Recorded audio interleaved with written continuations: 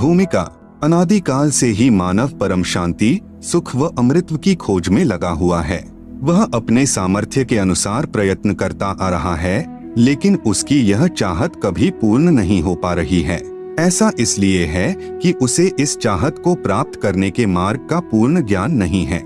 सभी प्राणी चाहते हैं कि कोई कार्य न करना पड़े, खाने को स्वादिष्ट भोजन मिले, पहनने को सुंदर वस्त्र मिले, रहने को आलीशान भवन हो, घूमने के लिए सुंदर पार्क हो, मनोरंजन करने के लिए मधुर मधुर संगीत हो, नाचे गाए, खेले कूदें, मौज मस्ती मनाए और कभी बीमार न हो, कभी बूढ़े न हो और कभी मृत्यु न होवे आदि आदि। परंतु जिस संसार में हम रह रहे हैं, यहाँ न तो ऐसा कहीं पर नजर आता है और न ही ऐसा संभव है, क्योंकि यह लोक नाशवान है। इस लोक की हर वस्तु भी नाशवान है और इस लोक का राजा ब्रह्मकाल है, जो 1,00,000 मानव सूक्ष्म शरीर खाता है।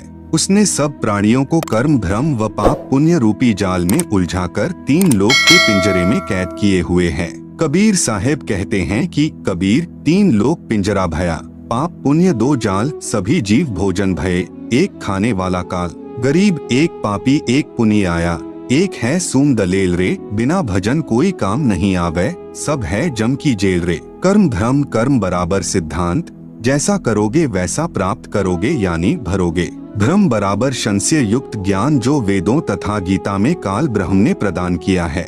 उदाहरणार्थ फॉर एग्जाम्पल, गीता अध्याय 15 श्लोक 1 से 4 में तथा अध्याय 4 श्लोक 31, 32, 34, अध्याय 7 श्लोक 18 में गीता ज्ञान दाता ब्रह्म ने कहा है कि यह संसार रूपी वृक्ष है। इसकी जड़ें यानी रूट्स ऊपर हैं तथा तीनों गुण रूपी शाखाएं नीचे हैं।